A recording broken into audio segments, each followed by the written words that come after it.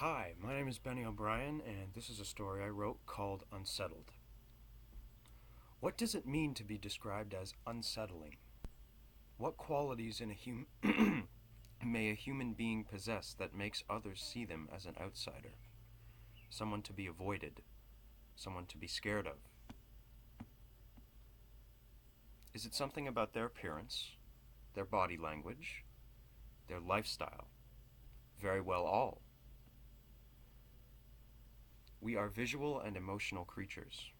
Our instincts and ability to form impressions have guided our species for millennia, ensuring our survival, enabling us to avoid possible threats, predators, little things we pick up on, blinking, eye contact, too much or too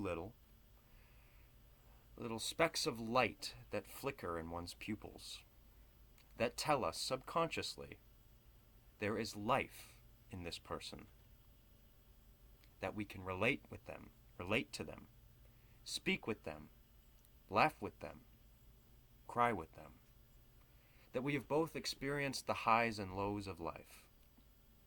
It is fascinating, truly, humanity's ability to pick up on such nuance, such small things. But what happens when those things are missing?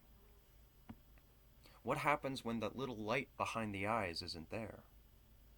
You are still standing in front of a human being with a normal body, normal face, that smiles and laughs just the same as you. But the warmth isn't there. Those little nuanced things. They don't blink. Their stare is cold. Their eyes don't move.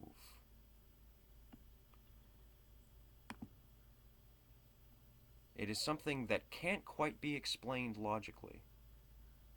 It's like a puzzle, mostly complete, but certain pieces are missing.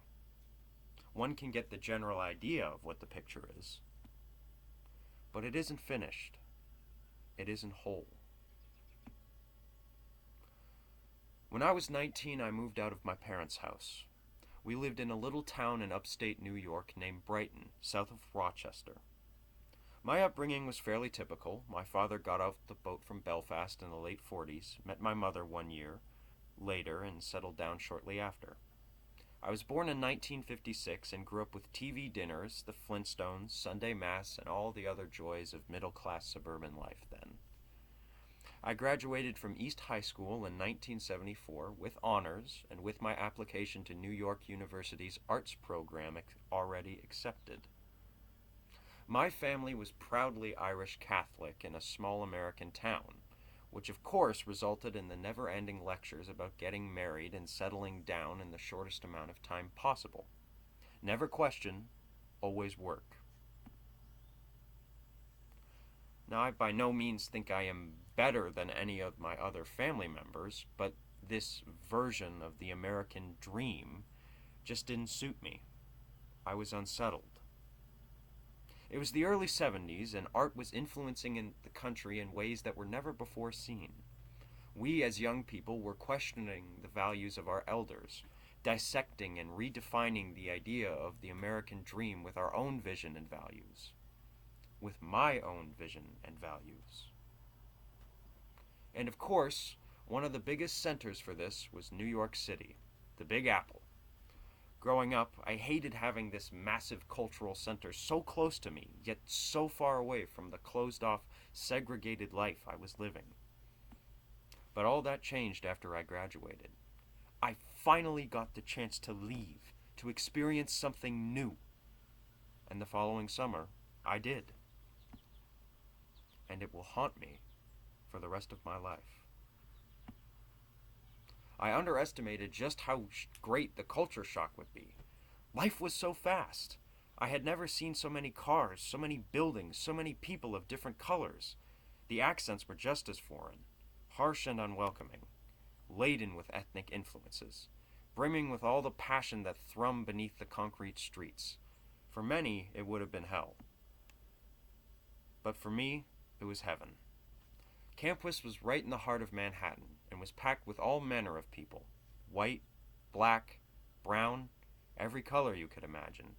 Spanish, Chinese, South African, every ethnicity you can imagine, all congregated in the same place, under the same banner, bringing with them their own definition of it, their own interpretation of what it meant to be American.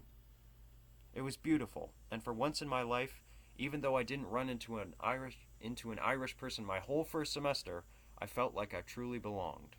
What can I say? I was young and stupid. I still stand by it, though. Diversity is our strength, not our weakness, proclaimed Mr. Faulkner, my literature professor. By late autumn, I had gotten to know my new home fairly well. I had 2 close friends and several other acquaintances on and off campus. More than that, I had grown accustomed to the energy of the city. In fact, I prided myself on my ability to hail a cab during rush hour and bargain with street vendors. I had even gotten into the habit of angrily shouting, "I'm walking here!" at any driver who dared to cross my path. One day after class, I came home to an eviction notice on my residence. Entirely out of the blue, I was unsettled. My friends offered to let me stay with them, however, I refused, once again, young and stupid. Independence was something that was very new to me then, and I did not want to give it up. I thought I could take on the whole world, and so I looked for a separate apartment. In fact, I was one day into my search when I happened to pick up a newspaper. Ironically, it had been thrown in the trash, and rather poorly at that. I was merely attempting to shove the thing into the bin proper when I noticed the listing on the back. "Apartments for rent," it read. "Several pristine units for rent. 158 President Street, Carroll Gardens. Call 718-5309 for info." I had never been to Brooklyn, and up until that point was happy with that. It was a different place then. I had heard it was filled with gangsters and thugs, this coming from the people who battled the vicious crowds of southern Manhattan on a daily basis. As such, I was rather hesitant to live in such a place, but curiosity got the better of me. And so I called the number. I remember the rings. 1, bring. 2, bring. 3, bring. Hello? The voice was friendly, male, laden with a thick Brooklyn accent. He told me the details, the rent price, layout of the apartments, etc. What stood out to me was the price. $30 a month! That was back when the average price to rent was around $90, which still sounds like an amazing deal today, but minimum wage was only $2 an hour back then. Of course, I was skeptical of why the price was so low, especially given the reputation of the area. But money was tight for me, and the voice on the other end was friendly enough to at least warrant a look. And so I set out.